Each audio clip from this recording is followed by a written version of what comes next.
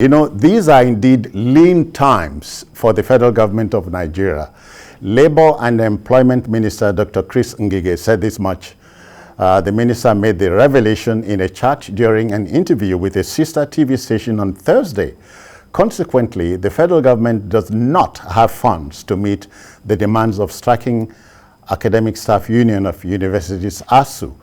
Dr. Ngige remarked that the Jonathan government promised 1.3 trillion naira, that's a revitalisation fund, to ASUU in 2009. At that time, the country's finances were stable, according to the minister. Now, 200 billion naira was paid by the government at the time.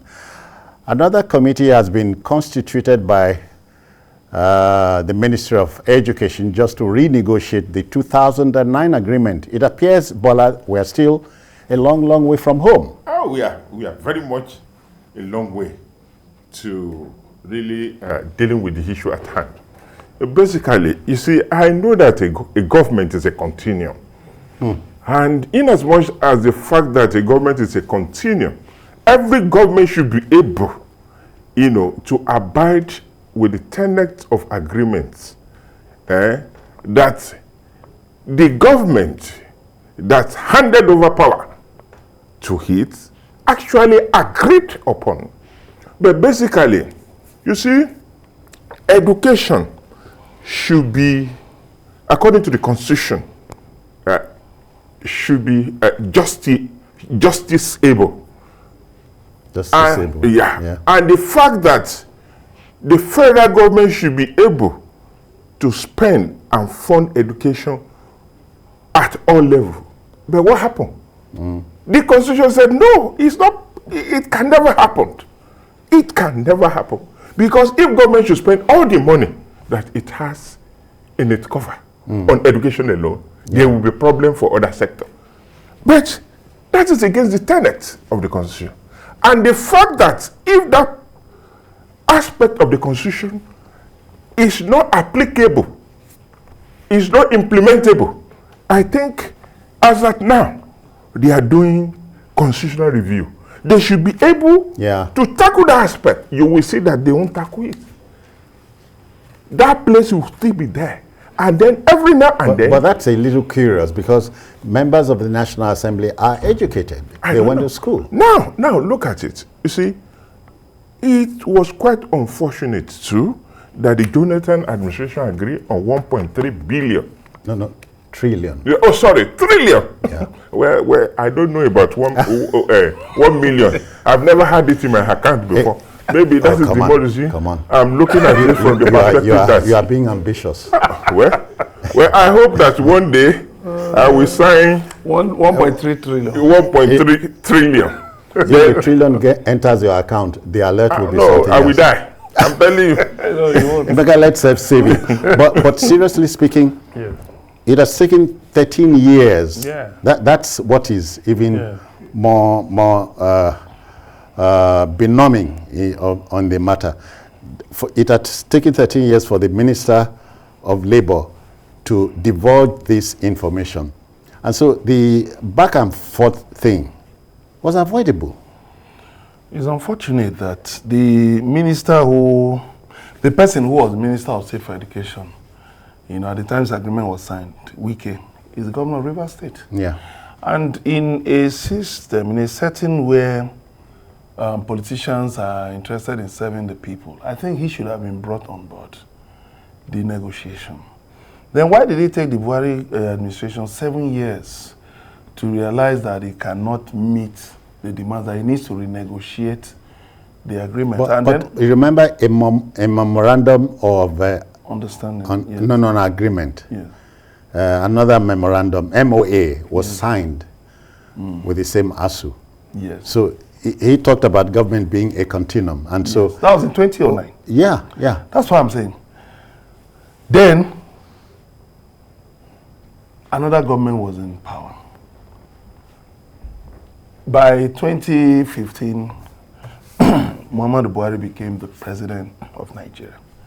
I think at that point, an agreement was pending. At that point, yes, an agreement. Not just the agreement with ASUU, with different labor organizations. Yeah. the administration should have sat down to renegotiate all these things. I had said it a number of times here, that you see, the government, this kind of administration likes to play this very nice game of pushing responsibility to previous administrations, as if it is unable to state its own side of the story. That's why you see when there's fuel scarcity, you hear, instead of telling us we are taking 1, 2, 3 steps, they are telling you that it's not as bad as it was in the past. Who is interested in that? Yeah. Nobody is interested in that. Everybody is interested in ensuring that their children return to school. Nobody is interested in whether Jonathan negotiated the entire treasury, away to ASUU and all that. You have had 7 good years to say, okay, this agreement, we need to take a good look at it. You need to take another look at it so that we can find common ground. The Speaker of the House of Representatives, Femi Gbajabiamila, has convened a meeting on this matter. But you are looking for convenient excuses. Now, let me say one interesting thing. You can borrow money to fund railways. You can borrow money to build roads. Why is it difficult to borrow money to fund education? Bola money came from somewhere to fund the subsidy. Okay. Even debt servicing. That's and we had the education wahala on the floor. You see, I just believe that is the focus of the government or the people in power that will manifest in the action they will take. And the focus of the people is not indeed, I'm saying it categorically here, is not indeed to fund education, to make education an experience, a positive experience, impactful experience for the people of Nigeria, for the young generation of Nigeria. The United Nations UNESCO 26%. UNESCO rather recommends 24% of your national budget. 26. Yes. 26 to go into yearly budget funding education. The fact that nobody says we must meet the 26, but let's get somewhere. Yes. You see, we haven't hit 20 yet. No. It's not possible. It's not possible, and I don't see. I'm sorry to say, in my lifetime, I don't see the government, Nigerian government, meeting even 20% of it. Why? Because the focus is not there. And we will continue to have the situation that we are having now. It's not necessarily because of the dislocation in the education program and calendar. Yeah. You see our children going to places like Ukraine to study. Cyprus, Poland, Bulgaria. And that is why we are rushing everywhere now to go and take them home. Yeah. That is what... But it's not a bad thing to read. It's not a bad thing. It's not a bad thing. Yeah. But let me now tell you. You see, I'm a managerial psychologist. Okay? Education, apart from, applying knowledge, impacting knowledge, teaching people knowledge and wisdom, is also character. Then all these people will go to countries, they will bring their character and customs. And that is why we have this location that we're having in terms of cultural, integration. They bring their own idea. You understand me? That is why, will go, somebody from reasonable home will go down there, meet another client, think that, that is what the world is all about. They come down here and they start practicing that,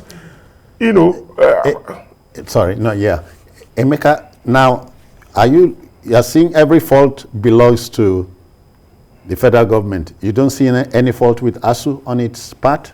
ASUU has always been willing to negotiate. What I'm saying is this. If you recall, sometime last year, the National Assembly said it was willing to approve a loan for INEC to monitor primaries of political parties. It was on record. It was reported. Now, if the interest of the government is usually elections, if INEC asks for 1 trillion to conduct elections, government will find a way to provide that 1 trillion, because that is where the interest of our leaders lies, about elections, winning elections. But talking about education, they cannot... But elections will guarantee the continuity of government. But education will safeguard and preserve the society into generations to come. But governments cannot wait, or can they? You see, education, it's even worse that education cannot wait. Because the more you keep our children at home, the longer you keep them at home, I agree. the worse it gets for us. So There's for me, I believe government should look for money. You got money to fund, look at the debts owed by states. What are they spending them on?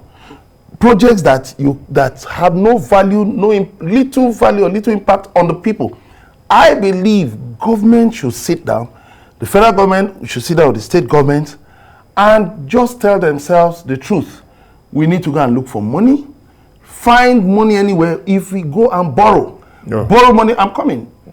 If we can prioritize borrowing to run railway to Maradi, Niger State, we cannot prioritize Niger State. Niger Republic. You cannot prioritize looking for money one way or the other to ensure that the universities are up and running and their academic calendar is not disrupted. Then I want to tell you, where does your focus lie? Bola, you know, these are crazy times for parents, for students, and what have you.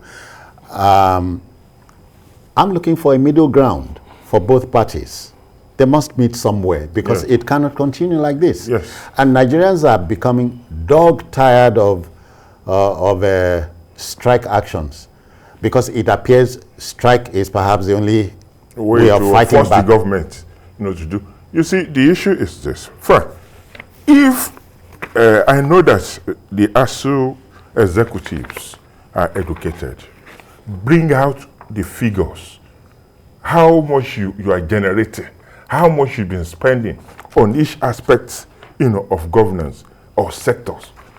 Tell them, debate this thing, iron it out. And I said that I'm not an apostle of unnecessary borrowing. If you don't have any skeleton in the cupboard, in the cupboard, come to the open. Yes, tell them. But the truth of the matter is this: I'm not an apostle of borrowing. But the fact said unnecessary borrowing. Unnecessary borrowing. I will tell you. Every government borrows. Even the American government, the British government, all of them. Now, let me tell you, they should cut governance. The cost of governance. The cost of governance in this country is too much. If they cut governance cost, we should be able to save to implement not only education, other sector, because the money, we have the money. And aside that, you see the fact we've been talking of corruption, we've been talking illicit financial flow in this country. All these things are still going on. Under the same government, people are not paying the tax they're supposed to pay. Multinationals are not paying. And I can still tell you, all multinationals, they are taking our product to other countries. They are selling. They are not emitting the money to us. I'm telling you, they still have the audacity to even say they will go to court. When they show them that, look, on so date, you took this product to this terminal, you sold it to so people, and they paid, to your account so amount of, they're still debating it. What is happening in this country? That means, are we fools? Bola, you are hurt. That's why I can said see you are hurt. Government should look for money. If you are renegotiating, but you see, renegotiating to what?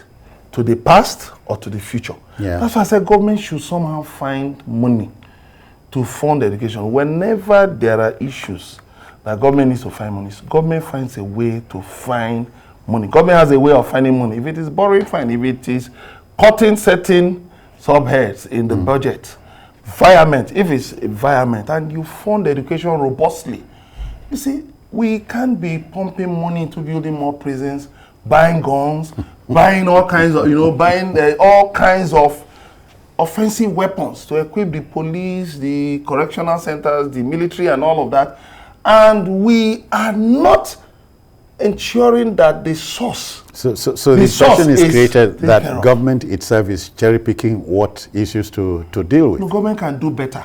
Yes, it has said it is interested in negotiating with ASUU or in renegotiating with ASUU. That is where we are right now. Fine.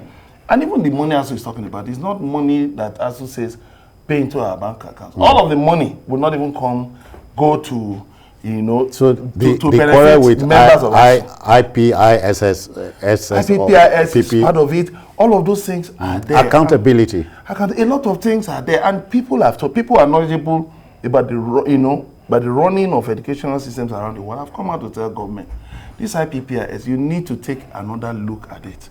Even the registrar of JAMB has come out to say that this thing cannot work. He said he's not a fan of ASUU, but that this IPPS cannot work for universities. Review it. So if somebody like that who has been a vice chancellor will come out to say so, and you are saying you are negotiating with ASUU, are you now going to tell ASUU, okay, please accept IPPS that was not there as at 2009? Are you going to say, okay, that you will not fund the universities? Are you going to say that you will not upgrade education? Whereas many countries around the world now see education as a major export commodity. They see education as something that yields so much money. Look, go and find out how much the United Kingdom is making from education. You are talking of Ukraine. 4,000 Nigerian students in Ukraine. Tell me, Unilag, how many students do they have? So when you remove 4,000, if you remove 4,000 students from an institution like Unilag, regular students, you know what that means. But you have that 4,000 in Ukraine. We're not talking about those in other countries, even in Benin Republic, in Togo, in Ghana. And it's not as if we cannot, Nigerian education cannot be upgraded to global standards such that people from other parts of the world will be rushing to Nigeria. I think we need to tell ourselves the truth. Government can and should do better than one is doing. Because it can. Bola, you know, they say the problem with the youth will be restraint, a lack of restraint, and with those in government, intemperance. So when the youth lack restraint and the elderly, those in government lack temperance, something is bound to give. Yes. That's why in the video that was viral, you saw a walkout by minister. I thought things like that will exacerbate, will make the matters on the floor even more dangerous. Yeah, that is what is, you know, that was the main reason that the minister called them back now. I think he called them back and he later addressed them. You see, he shouldn't have even done that. It was an opportunity for him. So I don't have children. To use his wisdom, to come down to their level, to discuss with them and buy them over that this is what we are doing. It's not that, you know, we just felt that, oh, we want to neglect you so that you can be doing some other things like involving yourself in Yahoo, all right. and other, you know, menace that's, you know, rampant now. All right, Bola, we have Tunde calling us from Kaduna. Tunde, good evening to you. Welcome. Good evening, sir. How are you? Fine, sir. Yeah, let's go. Please, I want to ask now, what is the present agreement or the status of the ASUU in respect to what the Minister of Education is saying? Did I get the question? Yeah, he said what's the position right now. Okay. The position is that the government is saying that that's confirmed by the Minister of Labour, because that's the latest position of government, that it doesn't have the money to meet ASUU's demands. And so the Minister of Labour categorically said government was broke. Yes. Well, is government broke? They will deny it again. They will tell you they are not broke. No, that but that came they from the need Minister more of revenue. Labour. Right. Well, but the Minister of Finance will not agree with that. That government is broke. So the point is this: government says it wants to renegotiate the 2009 agreement. We want to see action.